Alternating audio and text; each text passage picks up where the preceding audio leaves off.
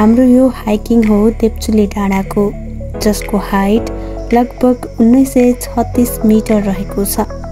देवचुली हाइकिङको लागि 2वटा बाटो रोज्न सकिन्छ। एउटा बाटो दलदले हुँदै कीर्तिपुरबाट जङ्गल हिँडेर भने अर्को बाटो रहेको छ दलदलेबाट पोखरीसम्म। आफ्नो बाइक वा स्कुटर नभए जिप वा बसमा पनि जान सकिन्छ। हामी पनि दलदलेबाट पोखरीसम्म बसमा गयौँ। हाम्रो जम्बु टोलीहरूको प्लान नमिलेर 3 जना भाइहरू र म मात्र घरबाट देवचुली हाइकिङ निस्क्यौँ।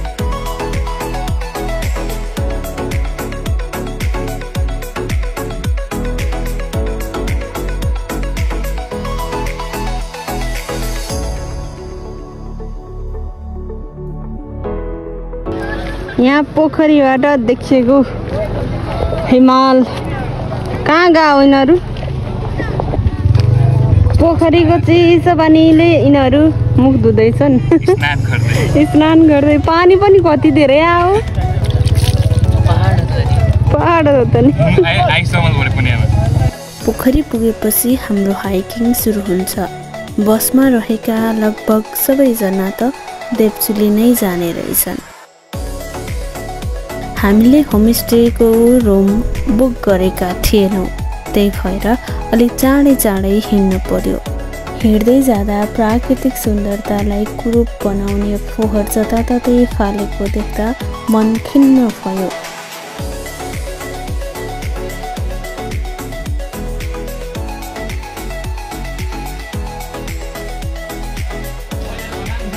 यो जति पनि ट्रेकिङ हाइकिङ आउनुहुन्छ नि, उहाँहरूलाई के सजेसन छ, रिक्वेस्ट भनौँ न, यसरी फोहोर आफूले ल्याएको चाहिँ अब वाटर बोतलदेखि लिएर यो के भन्छ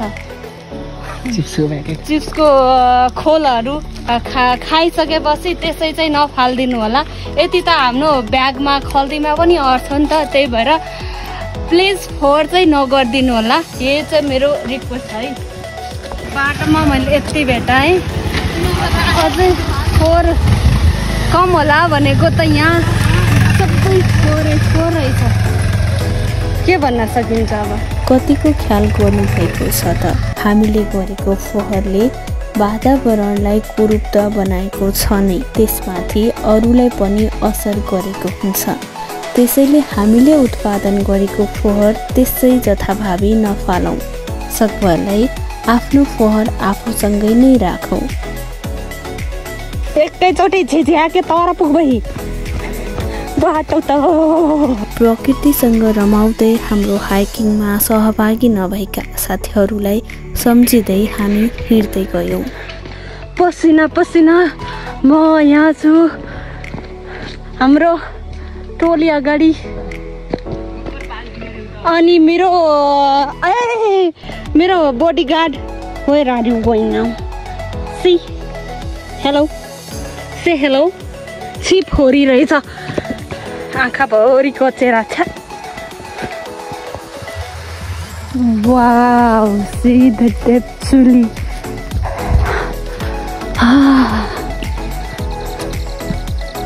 एनर्जी ड्रिङ्क्स खाँदै एनर्जी बढाउँदै।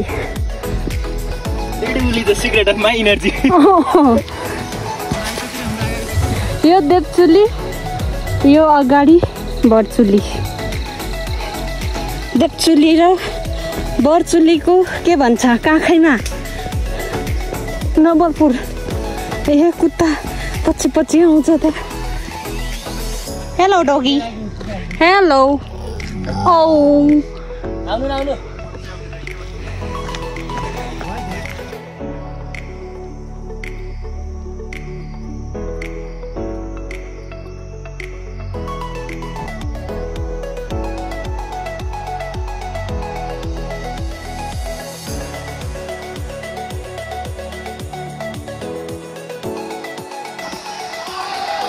यहाँबाट हाम्रो गाउँ देखिन्थ्यो। आज तर सबै कुहिरोले, सबै त हैन, अलिअलि ढाकेछ। ओ एकदमै थाकेको मान्छे अगाडि छन् रेस्ट गर्दै। हामी चाहिँ बिस्तारै दुई खुट्टे समारी चल भाइ। थाकेको अवस्था, मुटु ठुक ठुक के चरा गयो।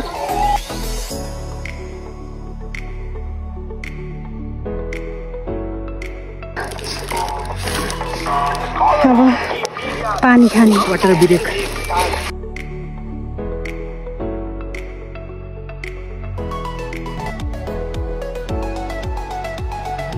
यो पालि तिहार भएर हो कि फ्राइडे भएर हो सबै प्याक रहेछ।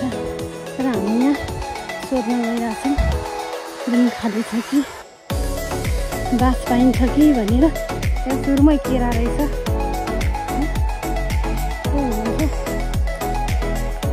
को हुनुहुन्छ? थ्याङ्क यू भाइ। Welcome, your very very welcome. यो अब भोलि देप्चुली पुग्छ। बिचरा यो बोर्ड यसरी सुतेर बसेछ। मेरै छाया छ। यहाँबाट देप्चुली जाने बाटो। यो मेरो फुल भाइले दिएको।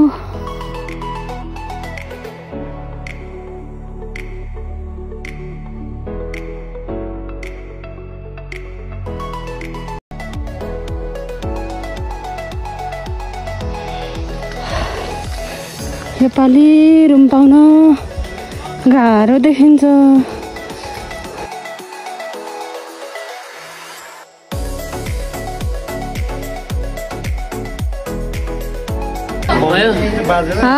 यहाँ रुम पनि पाके यहाँ ठौरी चाहिँ पाउन हो। खोइ कहाँ बग्ला चाहिँ यहाँ हमारा बहनी उनका रहेछ धन्य से मर्के आपन सँगै रक्दै बस्छन्। खोइ टाक्नेर लिए चाहिँ एकजन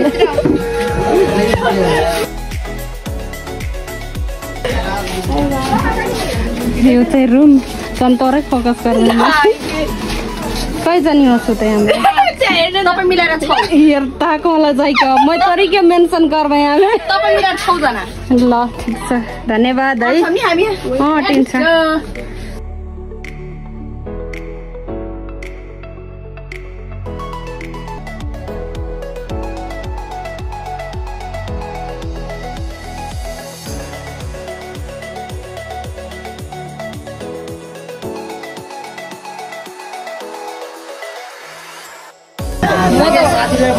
ओ चिसोमा तातो तातो तिउना किसिम हो त बाबा हो। तिउना हो मरे तिउना।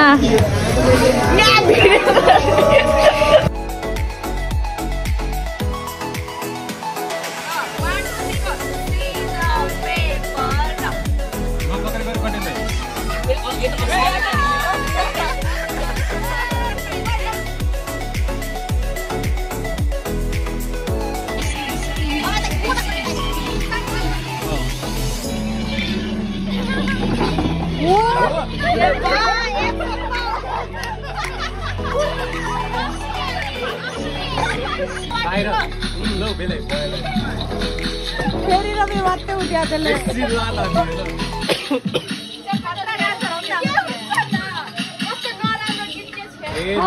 नछिदा ल अर्को